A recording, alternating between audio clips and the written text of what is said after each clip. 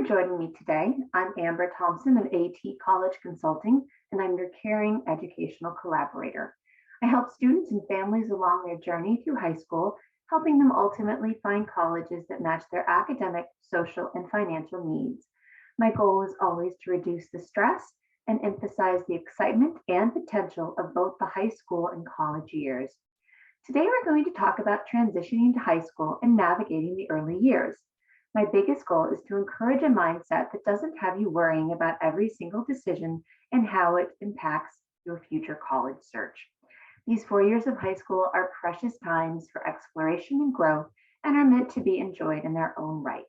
So let's discuss ways that you can explore, grow, and thrive in high school while also setting yourself up to be a strong college candidate. And this is a conversation specifically geared for students. And we're here today to talk about ways you can successfully start to navigate the early years of your high school journey. And I know many of you are already starting to think about that end goal of going to college. Perhaps you've even had college on your mind since you were in kindergarten or elementary school. So I'm here to acknowledge that you're thinking about it and that you might have questions, perhaps even some stress surrounding your eventual college goal. So I want to talk today about the things that you can start to impact now that will set you up for success in the future. But I also want to emphasize that it's really important to enjoy your 4 years and not spend them worrying that every decision, extracurricular, every test is going to make or break your future college plans. So let's look ahead and start with a bird's eye view of what colleges are looking for in future students and focus on the areas that you have control over now. I created this graphic to demonstrate that high school is a period of growth and to reflect that colleges are looking for students who have strong GPAs, have taken classes rigorous for them, have demonstrated passionate involvement in their activities, and have the capacity for self-reflection, that ability to think about who you are, what brings you joy, and perhaps even the future impact that you would like to have. So let's dive into what each of these criteria mean. High GPA. That's kind of an easy one because it's really an indication that colleges are looking for you to have earned good grades throughout high school. And I want to emphasize that these are strong grades in the main subject areas of math, science, English, social studies, and your foreign language. And now, of course, PE and electives are all part of the high school experience, but I just want you to know that they carry a little bit less weight in the GPA calculations. So the A in PE is not going to give you, a big boost in the eyes of the college. They don't even really factor that in, but they want to see strong academic grades in those core classes. And they also want to see upward grade trends. So that means if at all you have a rocky start to high school, just know that you've got a couple of years still ahead of you to move your grades in the upward direction. So if you've started off with a couple of rough patches here, but you figure out how to get your assignments submitted on time and you're performing better in the classroom and those results are showing up in the grade book, that's wonderful. Colleges really want to acknowledge the improvement that you've made. So yeah, keep in mind that they want to see your grades going up. And of course, if you happen to start out really strong in high school, colleges, of course, hope that you are maintaining those strong grades throughout as well. The next factor is colleges are on the lookout to see that you have chosen classes that are appropriately challenging and rigorous for you. So colleges would much rather see that you take that harder, more challenging class, even if it means getting that occasional B. So colleges are not really impressed by the students who always choose the path that leads to the easy A. From their perspective, they know that college can be a challenging environment, and so they want to make sure that they are accepting and inviting students into their campus and into their classes who are ready for that challenging level of work. So they would like to see that you are taking on challenges that are appropriate for you. Of course, it's really important to keep in mind that college admissions folks want you to think about balance with all of this, though.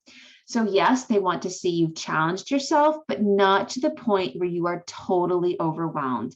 And this is a great quote from Karen Richardson, who is Dean of Admissions at Princeton. And she says, try to find that balance between challenging yourself and overwhelming yourself.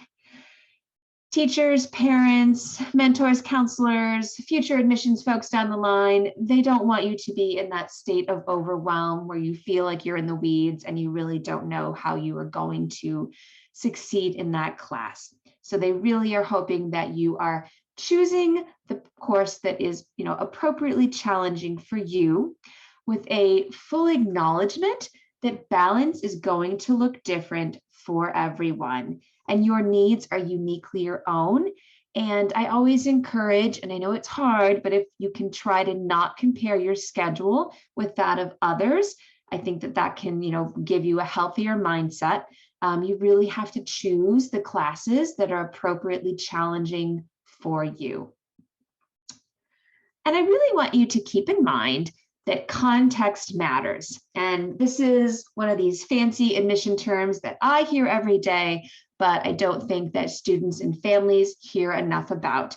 And essentially, what it means is that colleges cannot expect you to take a class that is not available at your high school. So if you have friends who are at other high schools or maybe cousins, and you may find out that they have an entirely different curriculum, whole different set of choices to make than you do, that's okay.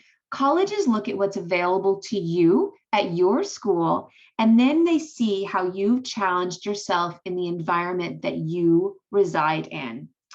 And Karen Richardson, our Princeton Dean of Admissions, she says, I'm always looking at students within the context. I'm not expecting a student who goes to high school X to have the same curriculum as student Y, because different classes are offered. So I'm looking at each student within the context of the school and the curriculum that's available to them. So speaking of curriculum, it is important to take a look at what your high school offers and get a sense of what a 4-year plan might look like for you. I encourage you to pencil in some options, but to remain flexible as goals and plans can change. I do think it's important perhaps to, take a pen to those courses that are required for you, but when you've got options and choices, pencil in what you think you might enjoy along the way so that you can get a sense of what you have the time to fit in and what your options might be. I think a lot of students, when they're first entering high school, they see a lengthy list of requirements and they see a couple of choices that they get to make. And then it just goes into, straight overwhelm mode because you wonder, hey, how am I going to have time to do what I want to do and to choose these electives? They look cool. I want to do that, but I've got all these requirements. So if you actually sit down and plot it out, on a 4-year grid, which a lot of high schools, provide you with, a piece of paper to do that. I think it can really provide peace of mind that, yes, you do have room and you do have time, and these are the choices and the room that you have to make for your particular schedule. So we've talked about the importance of having strong grades and choosing appropriately rigorous, challenging courses for you. So let's dive into some tips about how to keep those grades up and to prepare yourself for the challenge. So I want to start by really normalizing that it is okay to ask for help. Teachers, tutors, counselors, parents, they are all here to support your learning. You can ask them via email for assistance. You can talk to them in person. And it's a really great habit to get into, because if you can learn early on to seek out help when you need it, then you won't hesitate taking advantage of professor office hours in college, or going to the writing center to get help with your essay, or the quantitative center where they can help you with that calculus problem, or a physics, work set that you need to do. We all learn in different ways, and oftentimes a teacher or a tutor can adjust their explanation to help you better understand. So if you're struggling in a particular class, or you have some questions, or you're just not grasping a concept, head to your teacher first, see if they can perhaps explain it to you in a different way. If that's not productive, perhaps you can turn to a tutor who can hopefully customize the education to your particular needs. But I really want you to, find a comfort in knowing it's okay to ask for help, because students who eventually go on to college and take advantage of professor office hours and take advantage of all of the different tutoring resources that colleges have are definitely more successful students. Another great habit to get into is keeping a calendar where you can write down assignments, test dates, responsibilities, and commitments. Doesn't matter if it's a paper system or digital on your phone or your computer. It just needs to be a system you will regularly use. And it's great if you can check in with your parents to see if they can also perhaps streamline their calendar with yours. I know as a mom, I have often scheduled doctor's or dentist appointments for my kids, and I've kind of forgotten to tell them about it. And then all of a sudden it's like, oh, we got to go to the dentist. And my teens are like, you didn't tell me, Mom, I've got this going on. So if you can encourage your parents to also contribute to your calendar so that you know also what they have expected or what they've scheduled for you, that can really go a long way in helping everyone manage time. And essentially, the main goal of managing your time effectively is so that you can prioritize sleep, exercise, and making room for downtime in your day, really to prioritize your mental health. Interesting fact that 80% of your time in college is actually spent outside of class. So that's a lot of downtime that you get to navigate.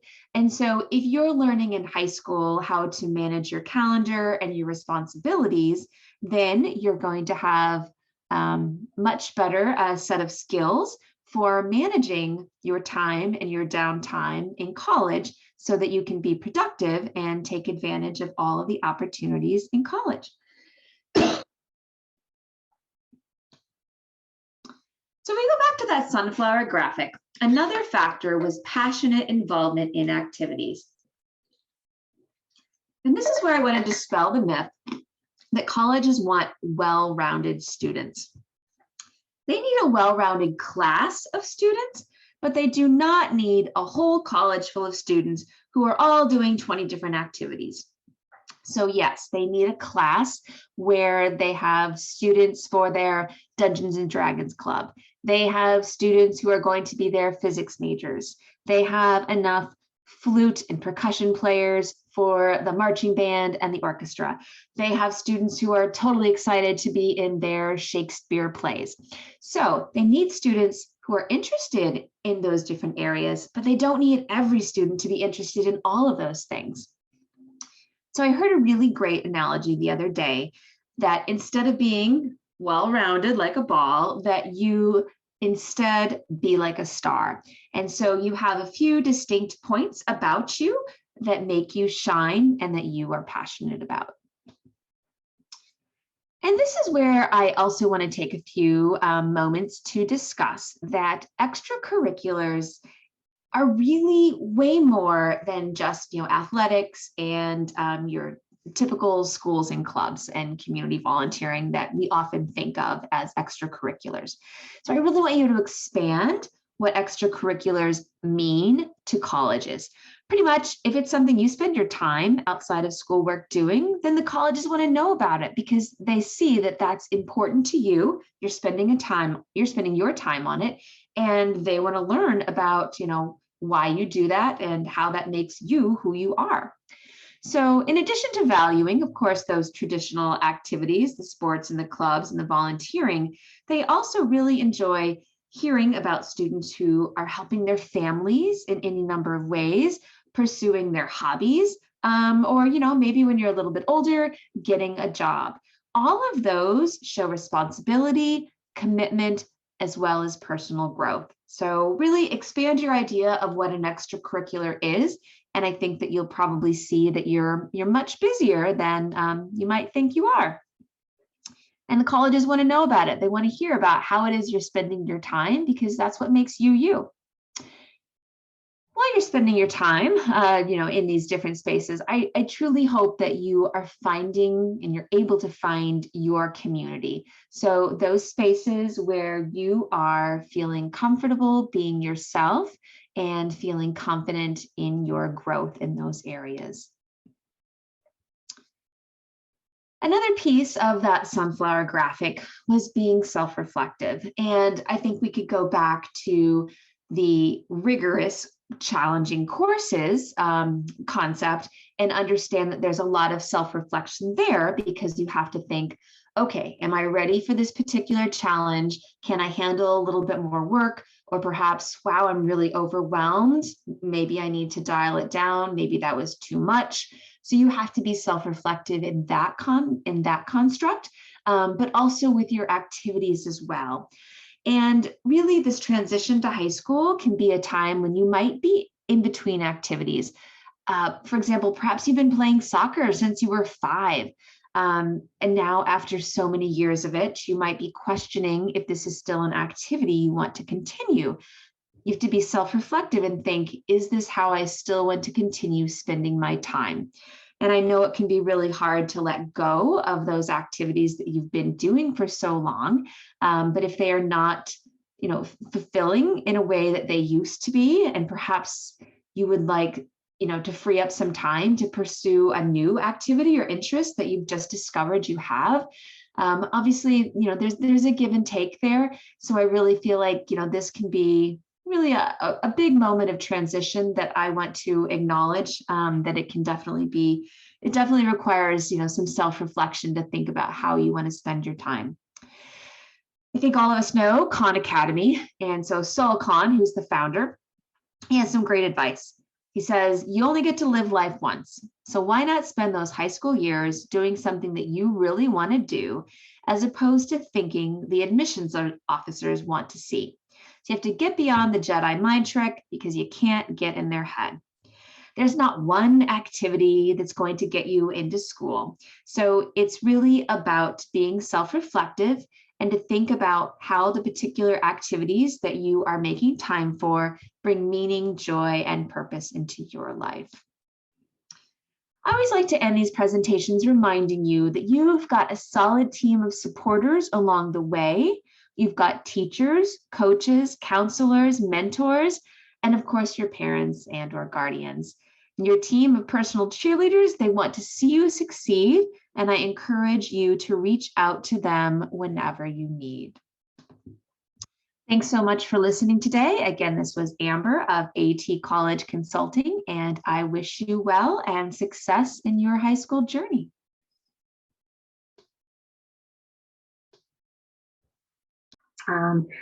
All right, and that actually wraps it up, just shy of an hour. I do have a website that you can check out my resources. I have a lot of YouTube videos. Became a YouTube star during the pandemic. Now I have like 8 subscribers, but I always encourage you to check them out. And if anyone got their El Segundo Scene delivered today, I happen to be one of the writers there. So I write a college column almost on a monthly basis. This month was all about making the most of your college tour experience. All right, if anyone has any questions, I'm going to stop recording. Sure I am. Let's see, stop recording.